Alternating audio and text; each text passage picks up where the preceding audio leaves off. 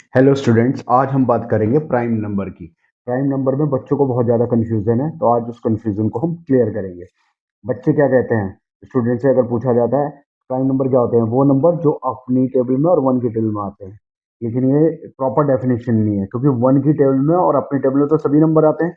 तो उसकी जो प्रॉपर डेफिनेशन वो क्या है, those number which has only two factors, जिस नंबर के सिर्फ दो ही फैक्टर होते हैं, इज कॉल्ड प्राइम नंबर। कौन से होते हैं वो फैक्टर, वन एंड इटसेल्फ, यानी वन और अपने आप, उसके अलावा और कोई फैक्टर नहीं होना चाहिए, उसे कहा जाता है प्राइम नंबर।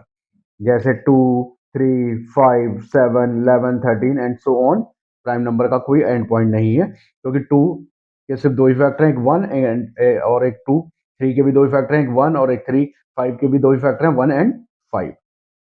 तो अब बात करते हैं हम कंपोजिट नंबर की। ये 10th क्लास में भी आता है, तो 10th क्लास के बच्चों को भी कंफ्यूजन रहती है। तो those numbers which has more than two factors is called composite number. जिस नंबर के दो से ज्यादा फैक्टर होते हैं, अब दो से ज्यादा तीन हो चाहे 10 हो, उसे कहा जाता है कंपोजिट नंबर।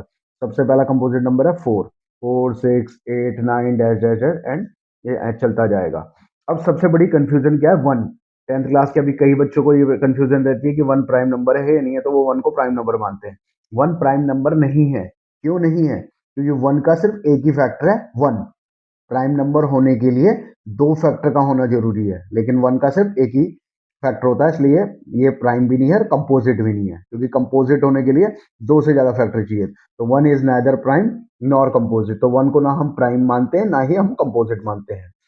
और दूसरा कॉन्सेप्ट है, two is a only single prime number. सिर्फ एक ही single prime number, even prime number है, वो है टू।